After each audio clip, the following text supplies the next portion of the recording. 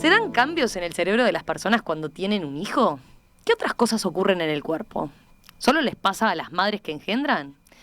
¿Cuánto hay de cultura en el comportamiento maternal en humanos? ¿Siempre prima la biología? Vamos a proponerles ahora una nueva edición de la Mesa de Científicos con ese foco, el comportamiento maternal. Para eso nos acompaña José Luis Díaz Roselo, pediatra que ha estudiado comportamiento maternal, docente colaborador en el Departamento de Neonatología del Hospital de Clínicas. ¿Qué tal? Buen día, bienvenido. Buen día. Un gusto que esté por acá. A ver un poquito más cerca del micrófono porque no lo estamos escuchando. A ver ahí. ¿Ahora sí? Bien, ahora buen día. Sí, perfecto. Gracias. Seguimos. Natalia Uriarte, doctora en Ciencias Fisiológicas, profesora adjunta del Laboratorio de Neurociencias de Facultad de Ciencias. Sus líneas de investigación principales abordan el estudio de las bases neuroendocrinas, del comportamiento parental y la influencia de la experiencia temprana en el desarrollo de los individuos. Natalia, bienvenida. Natalia. Muchas gracias. Me di las caras primero y ahora confundí.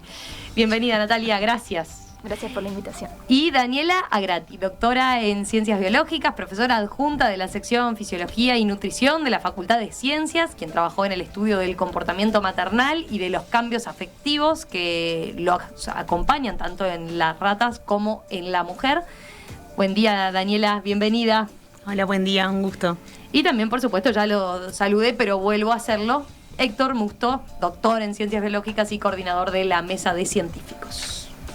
Bienvenido, Héctor, de vuelta. Bueno, muchas gracias, saludos a todos y esperemos que les guste este programa que no va en la línea habitual de muchos programas que hemos hecho. Bueno, por eso estamos ahora, ávidos ¿no? de escuchar las preguntas, por ejemplo, de los oyentes. A ver, por ejemplo, vamos a estar atentos a eso.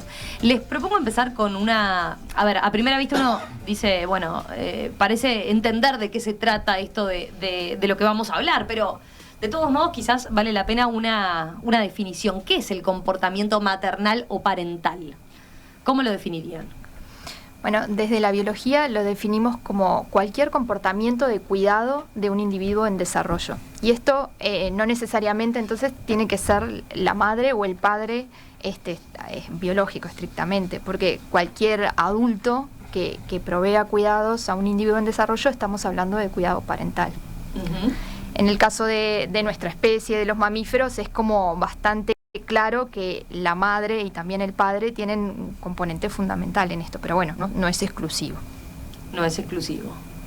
Y bueno, reproducir es copiar lo anterior y mejorarlo, pero de alguna manera en los humanos y en cualquier animal reproducir tiene una fase biológicamente muy clara, muy definida, muy estudiada, que es todo lo que tiene que ver con concebir y engendrar, y luego que nace, en los humanos queda como no biológico lo que viene después, que es la parte más importante de diferenciación del resto de la especie, de los mamíferos, que es los comportamientos sociales que nos hacen claramente diferentes.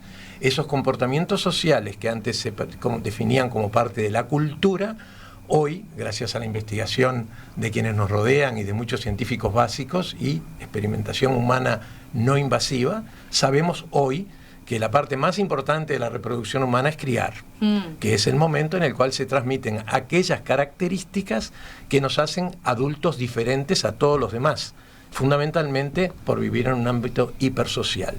Esto que es... O sea que cada vez esto cobró mayor peso la parte comportamental por el lado de lo social más que lo biológico. Por eso es que antes se hablaba de familia biológica, aquella que engendraba. Son toda la parte genética y todos los aspectos de transmisión de fenotipo. Pero la familia hoy en día biológica que cría, que puede no haber engendrado, también tiene una biología.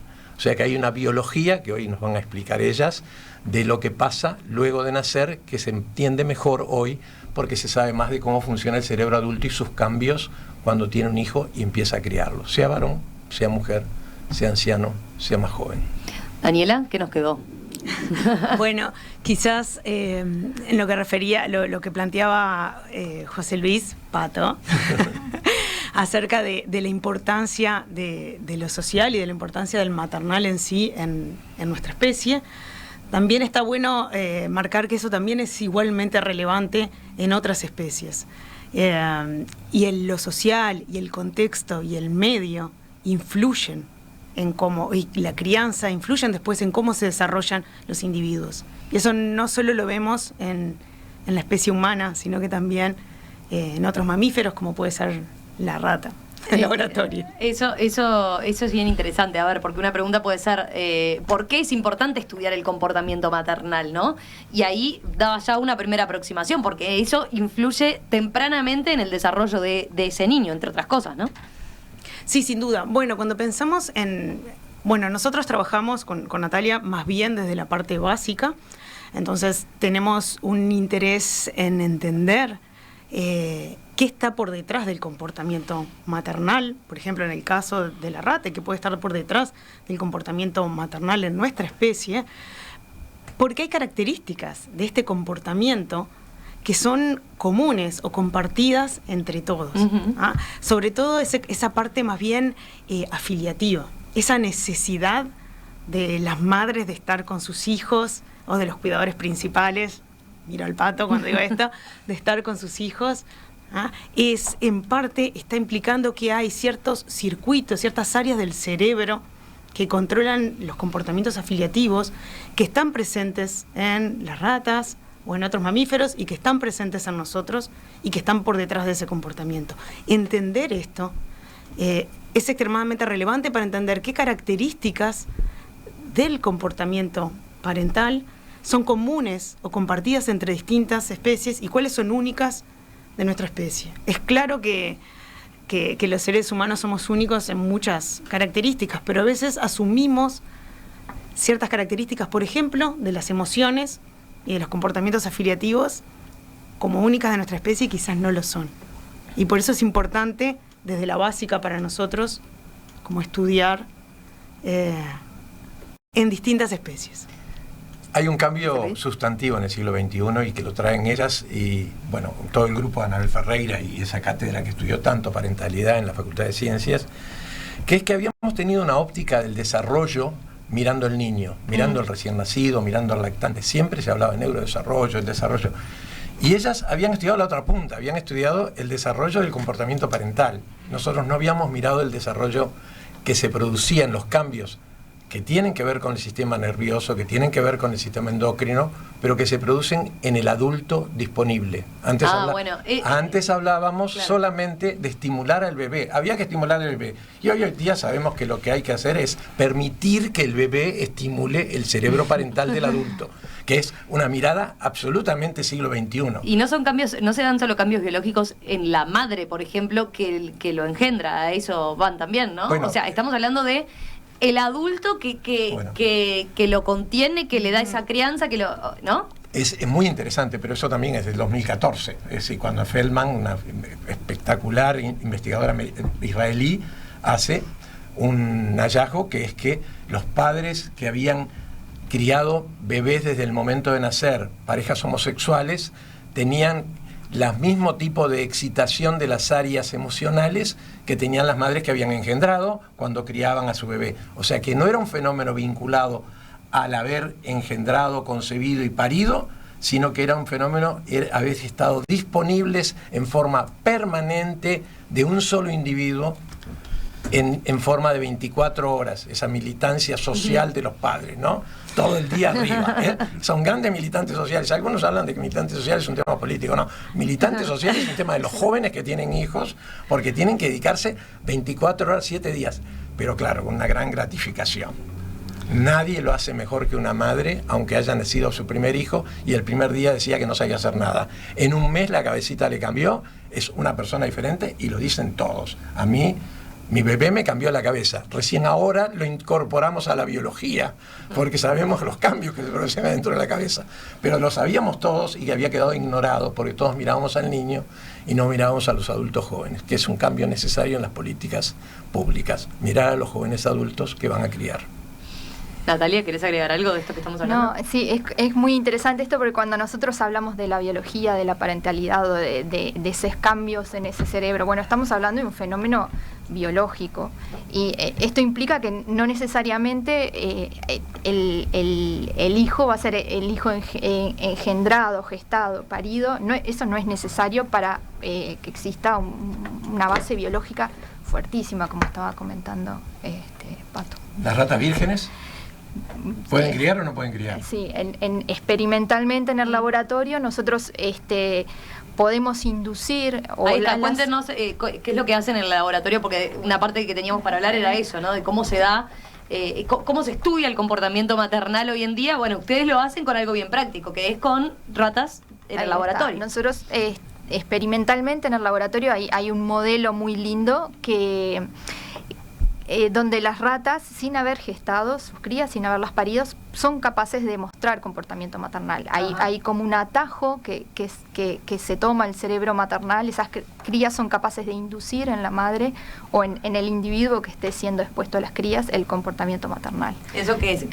¿Pero la alejan de la madre biológica o cómo hacen? Bueno, experimentalmente hay ratas que son ratas donantes que proveen las crías para realizar ese experimento y que luego las crías vuelven a ella, ¿no? Es muy lindo, en 2 o 3 días las ratas que nunca estuvieron en contacto con crías comienzan a cuidarlas. Entonces, y ese cerebro maternal, que ahora sí es maternal, tiene cambios muy similares al de una rata que gestó y parió sus crías.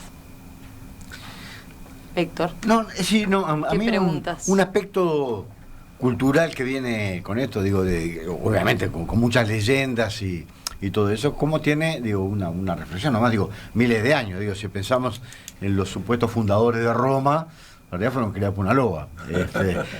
Claro, digo, y eso de alguna manera la loba debe haber tenido algún tipo de comportamiento maternal. Quiero decir que estos problemas o estas observaciones, estos trabajos que están haciendo ustedes, en realidad también tienen toda como una base cultural y de leyenda previa que... Digo, yo no me acuerdo si era el personaje Mowgli o algo por el estilo también, que había sido criado, bueno, el libro de la Tarzán, el libro de la selva, Tarzán, que también fue criado. O sea, como en realidad mucho más allá, digo, de lo que sea, claro, todo el trabajo científico, digamos, que están realizando ustedes, como además viene desde hace miles de años atrás el comportamiento maternal aún entre especies distintas, digamos, ¿verdad? Que es algo que supongo que en algún momento vamos a tocar, digo, pero quería hacer ese comentario cultural porque me parece importante como para plantear que no es una cosa que se nos haya ocurrido ahora hace 50 años, sino que en realidad sin tener base... Esos videitos de animales, viene, ¿no? Cuando se da, yo que sé, de un perro que adopta al gatito, ¿no? Que quedó huérfano. Las crías, lo que decía Pato, son estímulos muy atractivos, despiertan una gran atracción en las madres, en los padres, en los individuos que cuidan, pero en general en todos los individuos. Entonces, si hay un cerebro que está equipado como para en determinado momento mostrar ese comportamiento, es como una ruta corta que tienen las crías para estimularlo. En el 2014, cuando se hizo la TED de educación, me pidieron que hiciera el inicio porque quedaban los niños yendo a guardería y faltaba todo lo previo, que era el periodo en el cual eran criados. Y me acuerdo que dije en ese momento, para que quedara claro, que el recién nacido era un hiperseductor agobiante y que esa era una característica central en el llamar a algún adulto que se haga cargo. En realidad llama a varios adultos. Cuando nace un bebé, nace una madre, nace una tía, nace un padre, nace todo porque es adultos que se exponen. Y esto está muy bien estudiado en la antropología evolutiva.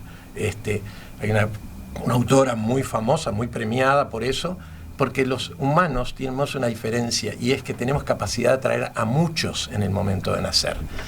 Y en realidad es una crianza cooperativa porque ninguna madre puede criar sola en la evolución, estoy hablando 100.000 años atrás, por razones simplemente del tiempo que lleva la autonomía de un humano. El humano requiere 2, 3, 4, 5, 6 años para poder integrarse a la comida y a los rituales de abastecimiento de ese grupo nómade. Los grupos nómades actualmente estudiados en el siglo XXI, todavía hay muchos estudios, muestran claramente que cuando la madre no puede, hay una halo, o sea, una persona que no engendró que ayuda, muchas veces es el padre, muchas veces las abuelas, pero hay una presencia cooperativa en la crianza que hace que no solo se desarrolle un cerebro parental, sino que se desarrollan los cambios en todos aquellos que cuidan. A ver, una pregunta, digo, metiéndome un poco en el aspecto ya como biológico de todo esto, ¿podemos decir entonces que hay hay una gran inversión energética en lo que tiene que ver con el comportamiento maternal? Entendido en el sentido genérico, sí, sea maternal, venga por parte del padre, de una tía, de lo que sea. Sobre todo en los mamíferos es fundamental cuidar a esa cría, porque una vez que la cría nace es indefensa. Si no la cuidamos, si las crías de mamíferos no son cuidadas por alguien, amamantadas, no sobreviven. Sobre todo las altriciales, las que dependen de otro, ¿no? Porque hay otras que son muy precoces y salen. Sí, es verdad. En algunos animales. Sí, pero necesitan amamantar. Las especies que tienen crías altriciales, o sea, son crías que nacen con poco desarrollo, aparte del amamantamiento, requieren muchas veces cuidado, por ejemplo, para la termorregulación, porque no son capaces de regular la temperatura corporal, que es el caso de la rata, o necesitan otro tipo de cuidado para sobrevivir. Y hay una serie de comportamientos asociados a la maternidad que también implican mucha energía, que es defender un nido, defender esa cría. Hay todas unas adaptaciones que desarrollan las madres, que contribuyen a cuidar a esa cría. Por ejemplo, tener menos ansiedad, ser capaces de enfrentar peligros, tener mejor memoria para recordar dónde hay comida, dónde hay todo un repertorio comportamental asociado que a podríamos... las mujeres también nos pasa eso, sí, porque claro también te dicen, no, estás en las nubes, ¿no? Porque estás con... Pero ¿estás en las nubes o estás concentrada en otra cosa? Estás concentrada en cuidar ese hiperseductor. Sí. Además, no el hiperseductor, sino que las señales sensoriales son totalmente diferentes. Los adultos tenemos comunicación de órganos de distancia, el sonido, la visión. En el recién nacido, quien se desarrolla con el recién nacido tiene que tener el olfato, el tacto, la sensación de estar cerca, la gran atracción en poder vencer la burbuja psicológica que separa entre adultos. Dos adultos no se pueden aproximar tanto como se puede aproximar cualquier adulto a un bebé, lo puede besar, tiene ese atractivo que para muchos, y eso es el experimento más dramático que tenemos en el siglo, es haber deprivado a algunos de esos niños que nacieron de esos atractivos para los adultos, que fue lo que pasó en Rumanía durante una dictadura que hizo que las familias que no podían tener los hijos se los tomaba el Estado. Quedaron 170.000 niños en orfelinatos. Y cuando se estudió se vio que esos cambios que el niño no pudo producir en el adulto, porque eran criados muchos niños por turnos, los perjudicaban a ellos, porque después de los 4 o 6 meses de un orfelinato, las cosas nunca iban a ser iguales, aun cuando fueran adoptados por canadienses, por británicos, como pasó. Y esos estudios nos iluminaron mucho a ser cronosensibles. Un niño no es de 0 a 3. Un niño es de 0 a 3 años, como todo el mundo se habla. Sí. Es un niño recién nacido, es un niño de 0 a una semana o de 0 a un mes, y hay que mirar ese periodo, porque no es lo mismo el primer mes de 36 meses que el último de 36, porque ahí ya está todo jugado.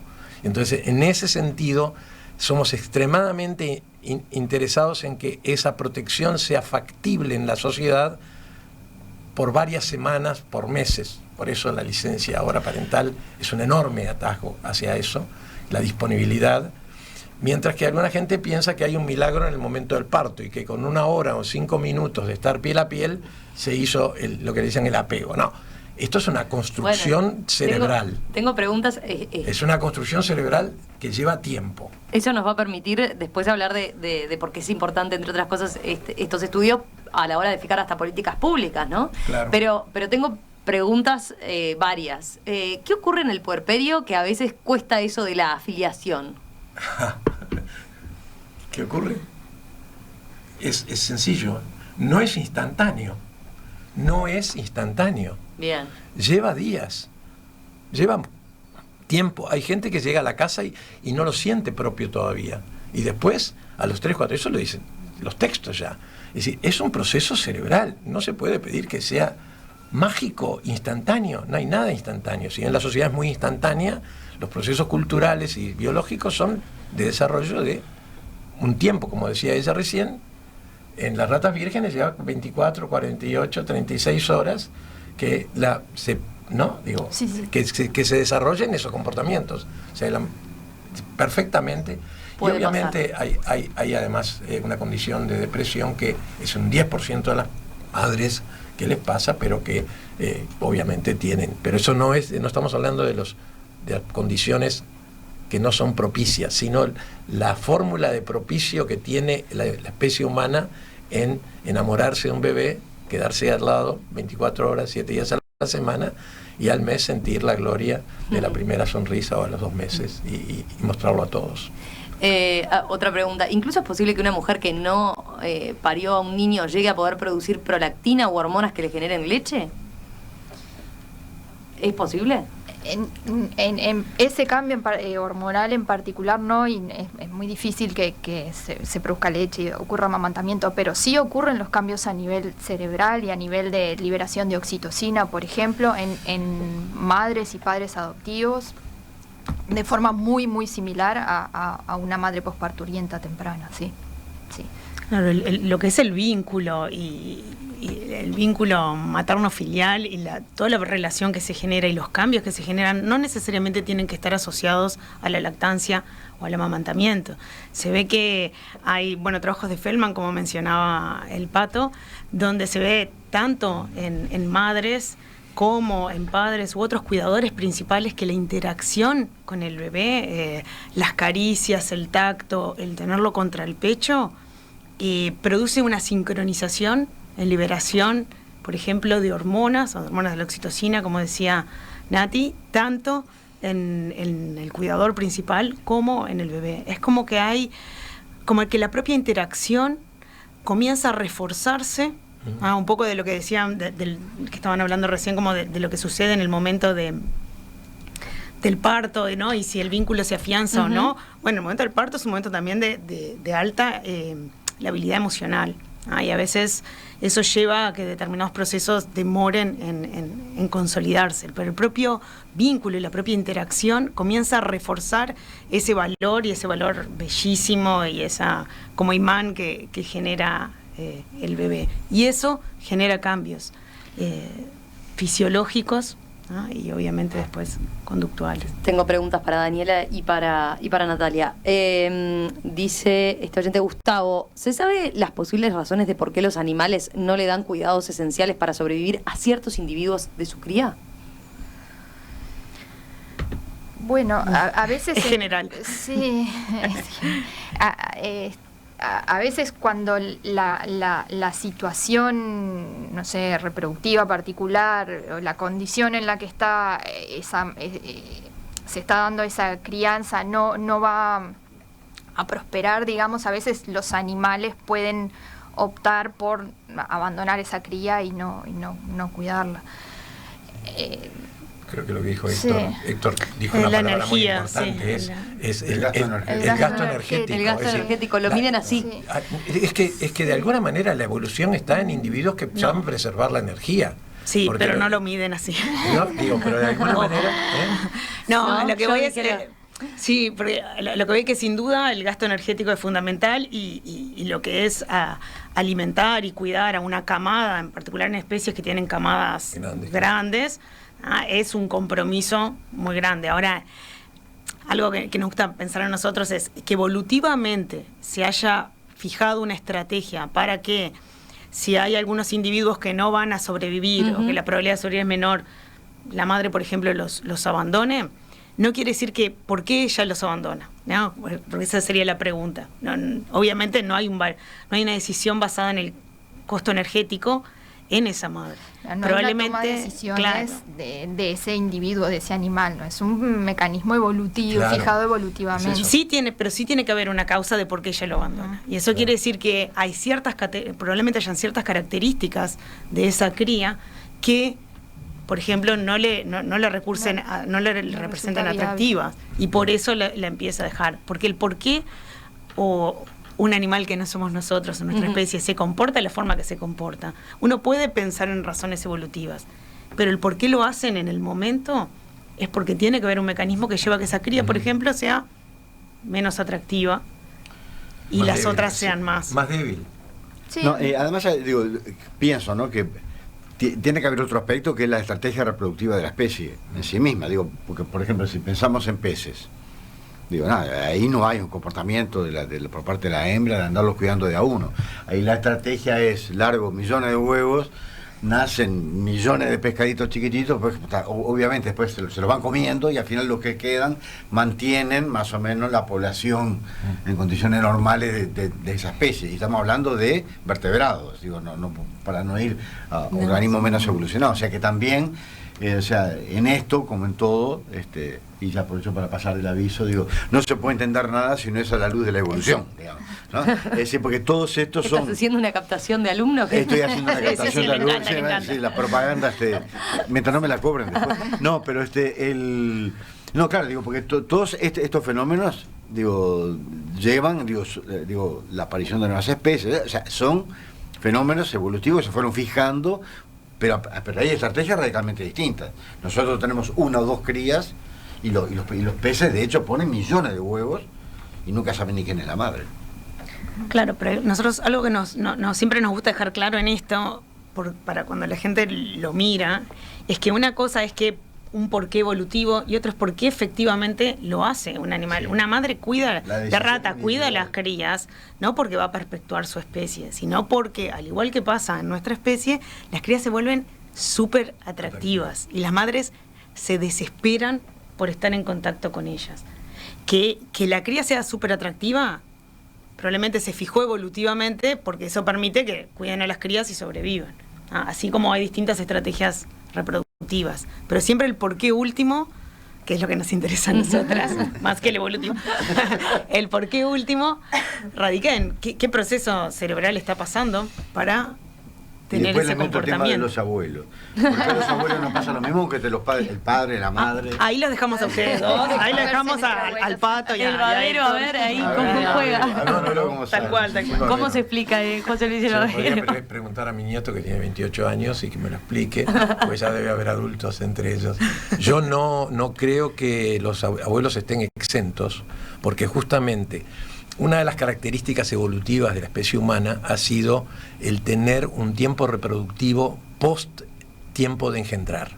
Si, normalmente la mayoría de las especies de mamíferos superiores, sobre todo en los macacos, en los orangutanes y todos esos que son relativamente similares, aunque los tiempos son de cientos de miles de años de diferencia, la posibilidad de criar está dependiendo de que haya ayuda. Y entonces, la mayoría de esas especies, una vez que dejan de engendrar, terminan su vida. Mientras que en los humanos se le adicionan 25 años que no pueden engendrar porque no pueden reproducir la parte del que llega al parto, pero contribuyen a reproducir la más humana de todas, que es la parte de que llega a ser un ser social. Y además recogen alimentos en un lugar de muy bajo, por supuesto por los nómades, de muy baja protección, porque no hay cultivos, o sea que en la antropología se reconoce que los humanos tienen como escudo a aquellos que no reproducen para poder aportar al núcleo y para poder ayudar a criar. En realidad, el trabajo de Lowy del 2010 muestran que las mujeres, durante la vida de una mujer en estos nómades, aportan más energía que los varones que salen a cazar. ¿Por qué? Porque también aportan cuando no están engendrando, porque son recolectores, y hay una cantidad de mujeres que contribuyen a eso. Entonces yo creo que tenemos que mirar a la diversidad de las edades, muy vinculada a la pulsión a criar a los bebés y a protegerlos. Y eso por eso es que hoy en día uno ve el rol del adulto, el rol de adultos que no engendraron, el rol del varón que no engendró, el rol de los abuelos, como centrales en las políticas públicas para ayudar a las mujeres que engendran a poder criar, porque no todas van a poder criar si no tienen ese colectivo de apoyo. Vamos a hacer una breve pausa y enseguida continuamos en esta mesa de científicos hablando de comportamiento maternal. Hoy estamos en una nueva edición de la Mesa de Científicos. Esta vez estamos hablando de el comportamiento maternal.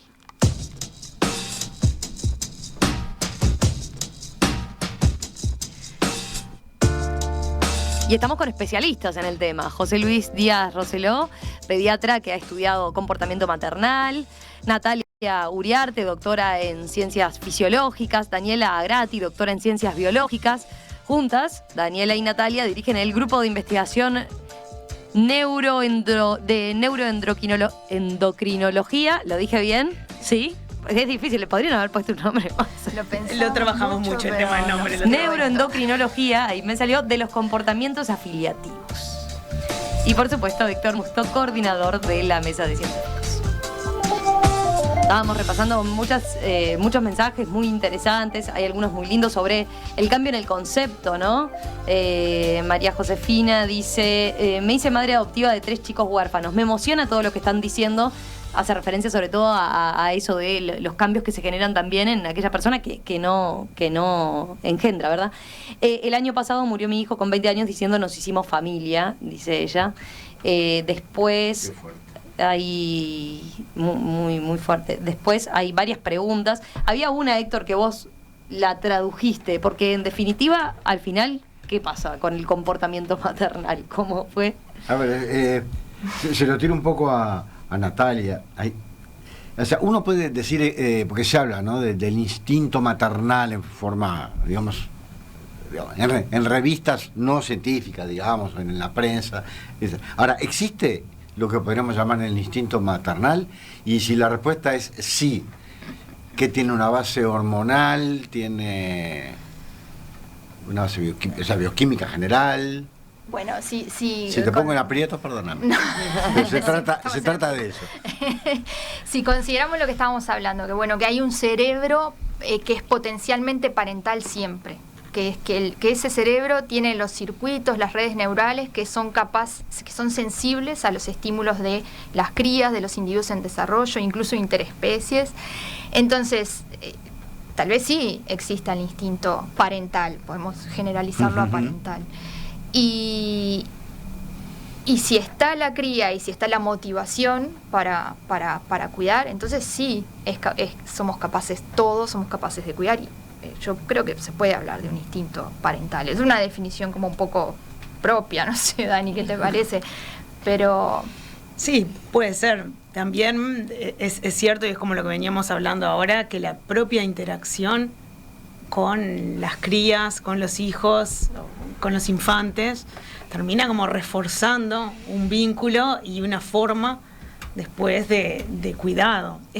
Es como que el tomar en cuenta, una vez que se vuelve súper atractivo ese individuo y uno lo empieza a tomar en cuenta, generalmente, y pasa en otras especies, no solo en la nuestra, la forma que tenemos de reaccionar ante el mundo entero cambia. Es lo que hablaba Nati hoy con, esa agresión maternal que surge frente a situaciones de potencial peligro, que a veces eso se puede ver casi como, hay respuestas que uno las puede ver incluso en humanos casi como autónomas frente a una situación de potencial peligro de un hijo o de un infante, y también la forma en la cual uno se para en algún lugar, por ejemplo, o en situaciones que antes le daban miedo o temor, sí está ese infante presente. Entonces hay todos unos cambios que están asociados quizás a la activación de ese cerebro parental, pero que también hay una construcción muy fuerte. En particular, capaz que la construcción está más asociada un poco a lo que es el fortalecer la motivación maternal o parental.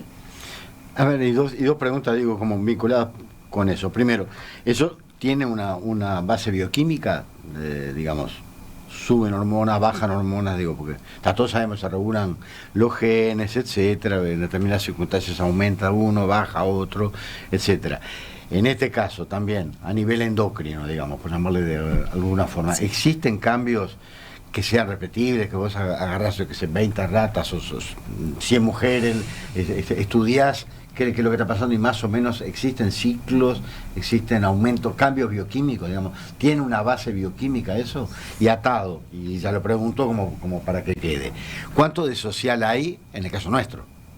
Digo, porque también yo me imagino que estar mal visto, que yo tengo un hijo y lo tiro, y una película que en la cual pasa eso, lo dejo en los bomberos, como lo dejan en las películas yankee, digo, no está bien visto, digo, no, esto no se hace. Entonces, por lo tanto, yo me imagino, como seres sociales que somos, que también debe existir un componente social para tener determinado tipo de comportamiento. Pero está, es que es una pregunta, no es una afirmación. Entonces, les pregunto por la base bioquímica y por la base social de esto que llamamos genéricamente comportamiento maternal o como se llama.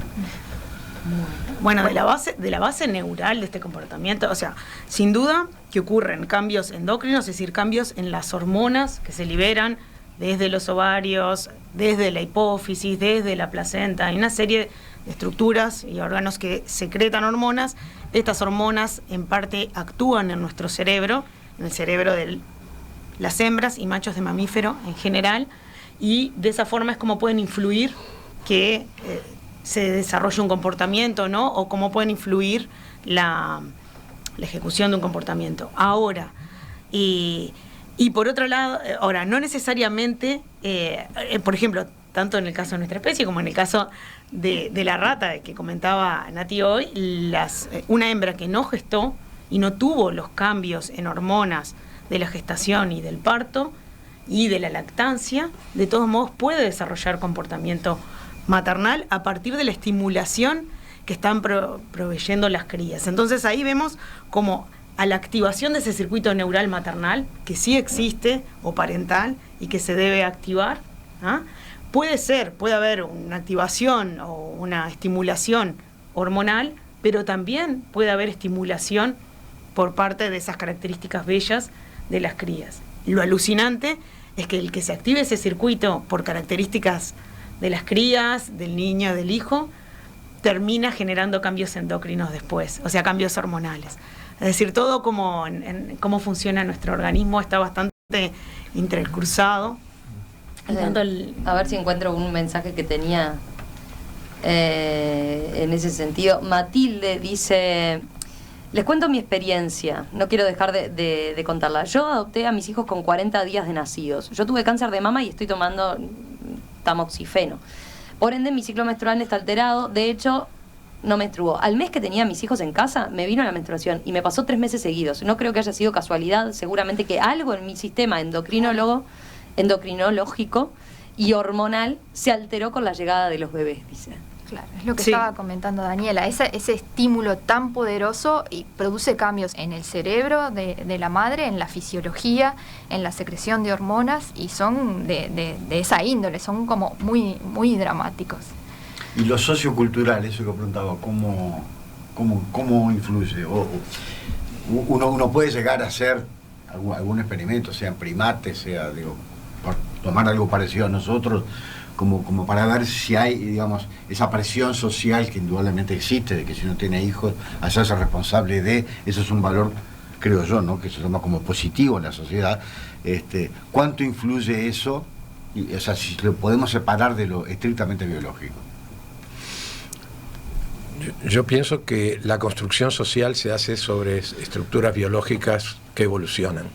Soy creyente y estudioso de los datos pocos que tenemos, porque no hay posibilidad de mucha experimentación sobre lo que pasa, y nos sorprende que no era socio ni culturalmente razonable que alguien que no había engendrado pudiera criar. Y entonces cuando encontramos que el experimento de Feldman, que muestra que 2 varones que adoptan desde el nacimiento un niño por lo que se llama vientre sustituto, o como quieran llamarlo, pero que engendró otra mujer, tiene cambios que culturalmente podían ser deseados, socialmente obviamente no eran tan frecuentes como para ser imitados. Sin embargo, demuestra que la activación que se produce en el cerebro de esas personas es similar a la prevista por la biología. O sea que hay cambios biológicos que están probablemente a lo largo de la evolución se transforman en elementos culturales. Es clarísimo que si estamos previendo que hay que reproducir y tenemos una biología que está seleccionando a aquellos que reproducen mejor y a aquellos que convocan más para poder criar porque el ser es poco autónomo, bueno, esos cambios evolutivos en la biología que nos hacen muy atractiva la especie, terminan siendo la estructura social.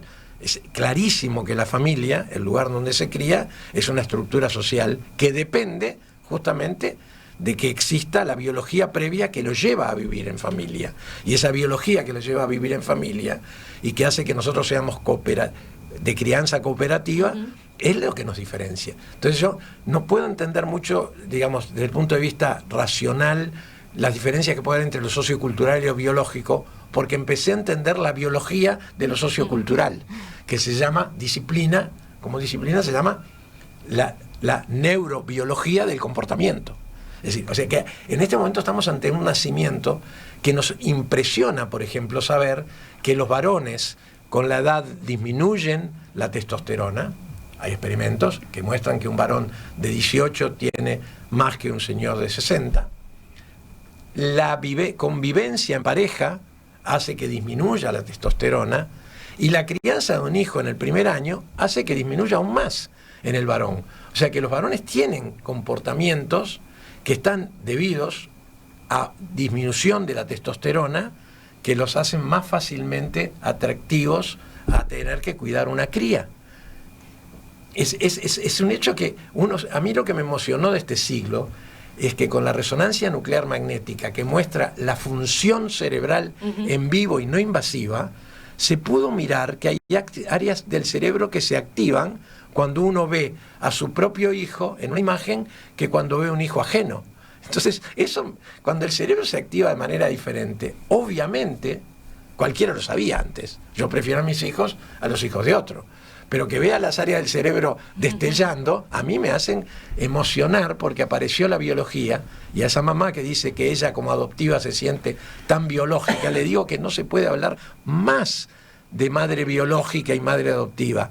Son todas biológicas, en la medida que utilizan momentos de la biología que se expresan en ellos.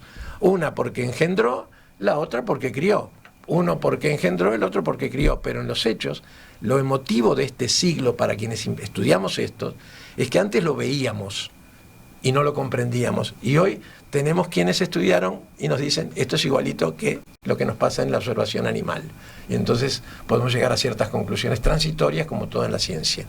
Sí, también algo que me parece que surge de todo esto y de, bueno, ver cuál es el rol de las hormonas, o cuál es el rol de los genes, o cuál es el rol de las experiencias sociales. Y lo cierto es que los comportamientos afiliativos, o sea que donde dos individuos buscan proximidad, son comportamientos extremadamente complejos, y eso implica que hay distintos factores que van a estar influyendo y modulando su ejecución. Sin duda que, por ejemplo, cuando pensamos en el comportamiento maternal de una rata, el papel que pueden tener las hormonas como desencadenantes o como acelerantes de que se active el circuito maternal es mayor que el rol que tienen o pueden tener las hormonas en nuestra especie. Pero no por eso no tienen las hormonas un rol en nuestra especie, y no por eso lo social y las experiencias de vida no tienen un rol o no influyen en el comportamiento maternal de la rata, que de hecho es el comportamiento maternal. Me gusta como lo dice siempre Natalia, y es muy robusto en términos de que es un comportamiento que tiene que tener ciertas características que se hagan siempre igual para que sobrevivan las crías, pero a su vez es súper flexible. Tiene que tener la flexibilidad para que uno se pueda adaptar, las madres, los padres, los cuidadores principales, se pueden adaptar a las distintas circunstancias. Entonces, es difícil a veces encasillar un comportamiento, generalmente, y más estos comportamientos tan complejos, en me lo activa un gen, me lo activa una hormona, y es lo social lo que lo influye. Generalmente es esa interacción entre todos esos elementos. Y eso va en nuestra especie y va en otras. Y además hay un componente, al ser un comportamiento afiliativo, un comportamiento social, no es un comportamiento unidireccional. Es la madre, el padre, la unidad familiar que está cuidando, y la cría, el hijo, los hijos, todos los que están alrededor. Y eso provoca una ida y vuelta que también tiene agrega toda una capa de complejidad que está buenísima. Sí. No va a depender, no es el comportamiento de la madre, no viene en un nivel y la cría toma o deja. Eso es como algo que se retroalimenta, que está muy bueno también. Para ir terminando, si volvemos a lo que dijimos, ¿no? La importancia de estudiar estas cosas desde la política pública, desde la política de la salud. Hemos mencionado algunas cosas, ¿no? Por ejemplo, que quedó de manifiesto, pero hoy las madres mal llamadas entonces adoptivas tienen igual licencia maternal y ese tipo de cosas, ¿no? El padre se ha incorporado a la licencia maternal con la licencia parental. ¿Qué más se podría hacer hasta en cuestiones de política de salud, de crianza? En los humanos se ha jerarquizado mucho la parte de engendrar en las políticas públicas y se considera la etapa central de la protección de la reproducción, ¿cierto? Y eso no quita que en las políticas públicas haya que mirar que a veces no todos están en condiciones de criar, y eso es lo que limita que algunos decidan postergar, ¿sí? O sea que engendrar es fácil, criar es difícil. Lo que limita a algunos no engendrar es la visibilidad de que van a tener dificultades para criar. Y a muchos que engendran sin haber tenido intencionalidad, se le plantea también el problema de no poder criar. O sea que no hay política pública que no deba mirar a los adultos jóvenes en su decisión de tener hijos y levantar todas las trabas que pueda haber. Yo siempre dije, la universidad es el mayor anticonceptivo que tiene el país, porque quien entra en la universidad no concibe en el periodo que quisiera. O sea que es una política pública necesaria, darle a los jóvenes la posibilidad de decidir cuándo. A los que no quieren, que puedan postergar, a los que quieren, que puedan anticipar.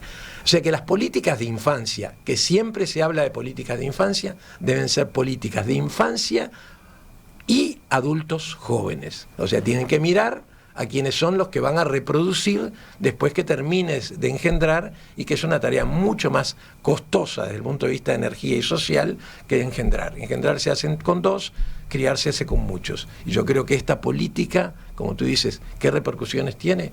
Una de ellas es que hay que mirar a adultos jóvenes. Natalia Uriarte, Daniela Agrati, José Luis Díaz Roselo, gracias a los tres, un placer tenerlos por acá. Héctor, también, por supuesto, un recontra placer reencontrarnos. Igualmente. Y volvemos sobre este tema en cualquier momento. Sobre este bueno, no, está en cualquier momento. La mesa de científicos pero esto lo retomamos el mes que viene. Esto lo retomamos en cualquier momento. Gracias, a los tres. Muchas gracias. Bueno, hasta luego. Gracias, Romina.